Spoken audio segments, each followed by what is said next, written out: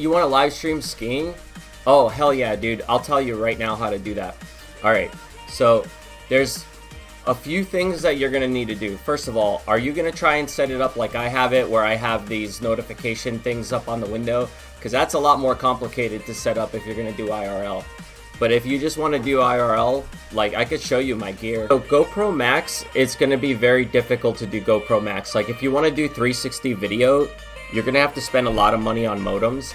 Like, you're going to end up having to get, like, probably 2 or 3 modems at least, because to do 3D video, it takes really high bandwidth to do that, and it's so you have to have like multiple modems, which each cost like $100 to $150 a month. But what you want to get is some sort of encoding device that can bond the connections that you can hook up a camera to, right? So what I have is the liveU, which I'm sure you've heard of. Most people have who watch IRL or streamers. And basically, this is it. This is the box. This is the liveU, okay? This is an encoder that you can hook up any HDMI device to. So it's got an HDMI port right there, and then it's got a USB port there and a USB port here. Those you can put in modems, or you can put in a device to like charge off the battery. But the battery in here only lasts about an hour and a half outside. So what I do is most people do is if you're doing IRL, you connect it to a battery backup. Now, most battery backups that you get with like for your cell phone, like these just have like a USB port, right? And you can't charge a liveU with this, unfortunately. So the liveU can take any kind of I believe it's a 12 volt source, right? And it'll charge it up. So you want it to be like maybe around 3 amps to 5 amps at the most. Anyway, I'm getting technical. This is the liveU. So you connect your camera to this, you can go live. Now, as far as the modem goes, you have to have modems to be able to get a signal out there, because you can't like connect it to your cell phone. You can connect this to a Wi-Fi. So if there's Wi-Fi on the ski resort, wherever you are, you can actually connect it to the Wi-Fi. But you know, your own Wi-Fi is going to be the best, because a ski resort or something public is going to be very limited in bandwidth, so you're not going to be able to stream in good quality. But then I got a Nighthawk modem, right? This is like a hotspot modem that you can take. Like people get these for RVs and for traveling whenever they need to have like a connection. And you can put an actual SIM card in here, like your cell phone takes. So basically, when you open this up, there's a little card in here, just like inside your cell phone, right? And you have to get that card activated with some sort of cell phone plan that works for unlimited data. See, if you go to like AT&T and you ask them for a hotspot and an account, they're gonna say, yeah, no problem, we're gonna charge you like $80 a month, and you're limited to 20 gigs per month, and if you go over the 20 gigs, we're gonna throttle you to like 250 megs. That means you can't stream anymore after 1 day of streaming, because think about it, one full day of streaming, if I have a video that I download from YouTube that's been compressed, it's like, I want to say over 10 gigs for sure, maybe like 15, 16 gigabytes, right? So if you think about it, when you're uploading all this data, depending on what bitrate you're set to, you're gonna go over your limit in 1 day to 2 days, maybe 3 days. So then you're throttled. You're not gonna be able to stream anymore. So what I ended up having to do was, originally I went with this company called Unlimited IRL, and they provided the modem for me, which is how I got this. I had to actually buy this modem. It was like $200 and something from them. But you can get one on like eBay. There's probably used ones that are way cheaper. So anyway, you get the modem. And then you have to go to like Walmart now, and you have to buy a SIM card for like a plan. So I would suggest buying whatever plan is best in your area. So check around and see if like AT&T has the best towers in your area. There's actually a cell phone app that I have, and it lets me know exactly where all the towers are and who owns them. So I usually use that on my phone. Let me see what the hell it's called. There's like a app with like a map in the center there, and it shows you where every single tower is, and when you click on the tower, it tells you like information about it, like who owns it and everything. So find apps like that. Then you can find out who's the best in your area, and then get a SIM card for that at Walmart. They're like $10 for the SIM card. Now, like I said, Unlimited IRL used to give the plan for these, but they got shut down. I guess AT&T canceled all their accounts or whatever. So they started moving over to liveU. So the company who makes this is taking all of their accounts, but what they're doing now is they're not allowing you to just have one modem. For me, in my area, I can walk around with just one modem and I'm fine. Like, I don't have to have, I could stream high def with just one, but like, they won't sell me just one anymore. Like, if I ask for a card from liveU, they say no, you have to buy two, and the two that you have to buy ends up coming out to $400, and then it's about $300 a month for just an internet connection, you know, for your liveU. So since for me just one modem works, I had to contact some weird dude on eBay who gives you like a terabyte of data a month for, you know, whatever amount of money. So for me, I had to pay $130 for a month. So after this month is over that I paid for, the card is basically fucked. And I can pay him again another $130 and he can keep it on, but I'm not doing that. I'm gonna let it shut off. There's other people on eBay who I think do it cheaper for like around $100 a month.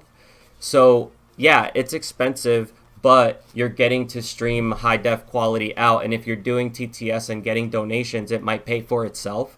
So if you want to go skiing, yes, you're going to need a modem and you're going to need a liveU, and you're definitely going to need a battery pack because the cold weather will kill the battery in less than an hour.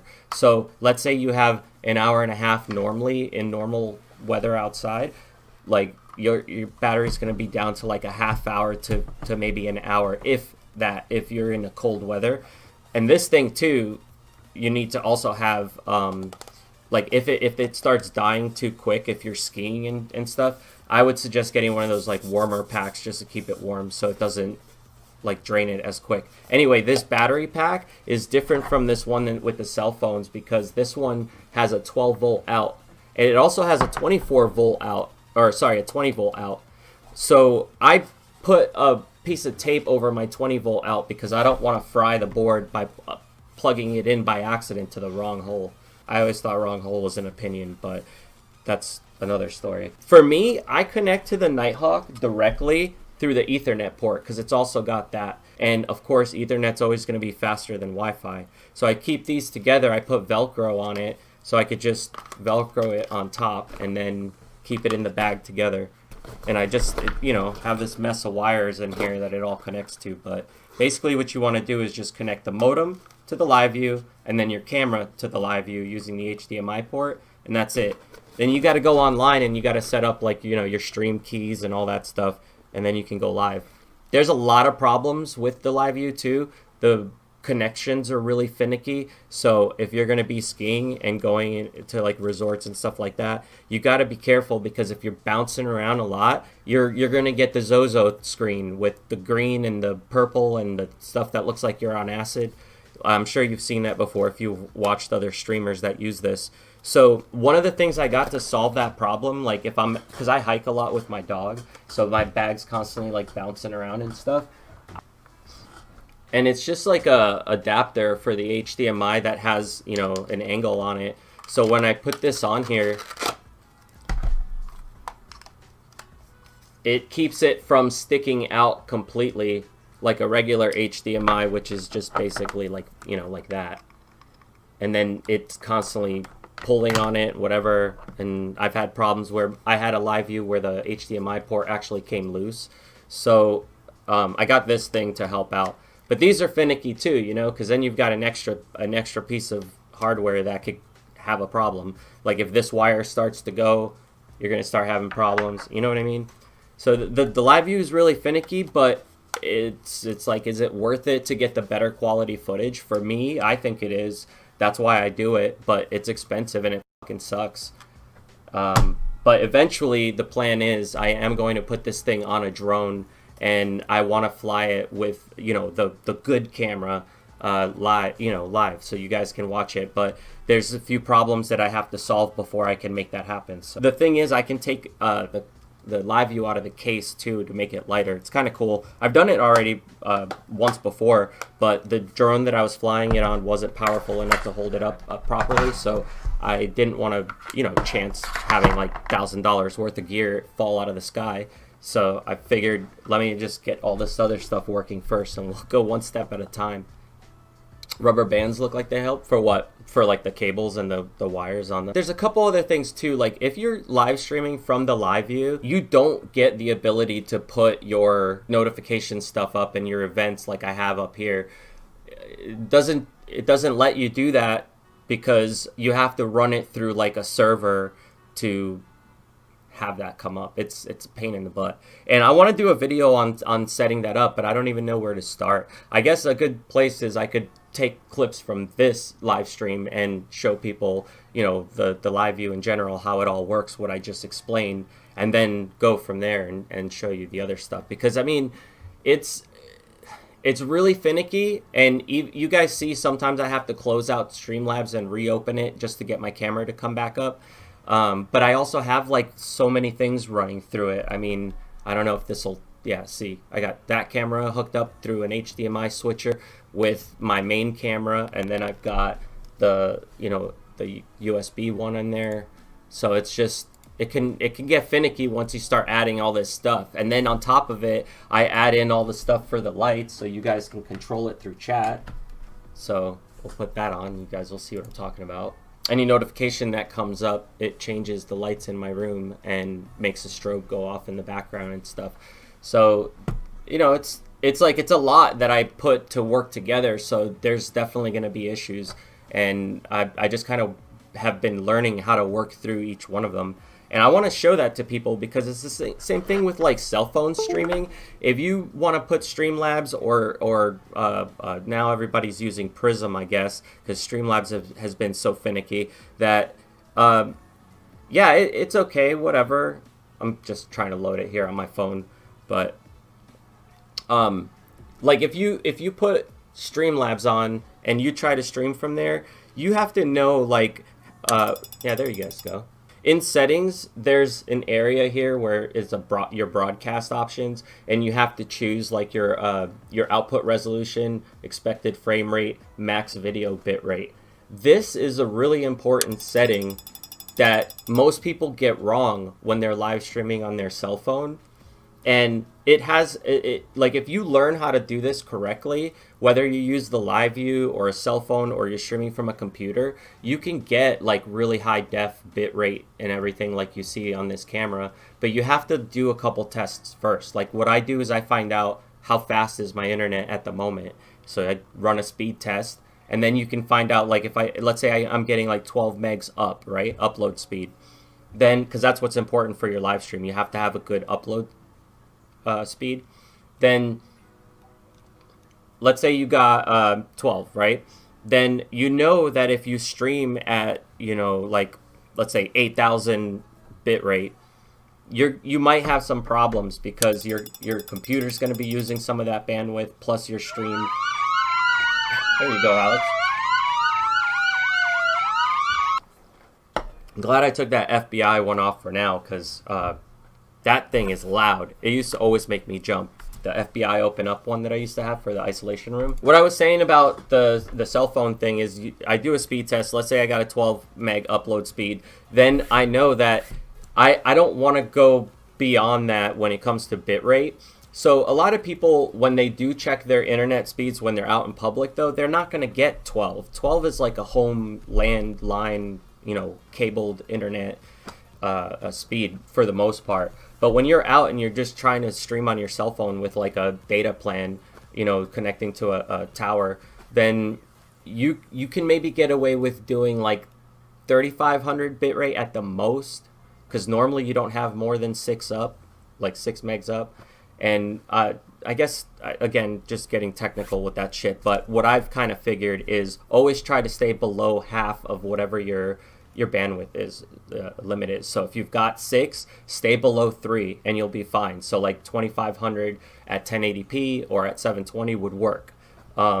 But when people go and they put like the highest bit rate, because like you can have the option to go up to like 48,000 kilobytes per second on your bit rate on Streamlabs, but if you go all the way down to 48, like you're not going to be able to stream without it kind of constantly lagging and trying to catch each frame separately, because you don't have that kind of bandwidth. So you're streaming, like your phone's trying to send these high large pictures basically, and because remember, if you're streaming at 30 frames a second, that means every 30 seconds you're trying to upload 30 pictures. Okay, so at that point your bandwidth just can't handle it, and it's just going to be sending like one at a time, and then your stream's going to lag because it's going to look, you're just getting like 1 frame a second, for example. So what I try to do is I try to stay below half. So if I have 8,000 or something like that, I might go up to 3,500. But if I have like 6 megs up, then I go 2,500 to 3,500. Usually you're fine. If you're driving, and you're going in areas where there's really bad signals, I'd say put it down to like 1,000 to like 1,500 bit rate. But the cell phone quality always looks like garbage, unless you have like the newest phones. It always looks like garbage. So that's why I prefer to stream with the liveU. It's just better in my opinion. You can see a lot more detail, and also with the camera that I use, it's got a really nice wide angle, so you can actually see like a lot in the footage. Because if I'm using like a DSLR, because you can use a DSLR, but who the hell wants to carry that around all day? It would look like this, like this is the quality you would get if you did have a DSLR. So like when people do professional live streams, or like when they're doing, or even for like the news, and they use this, they can get that high def because they're using, their own data cards and satellites and whatever else to be able to transfer all that data live.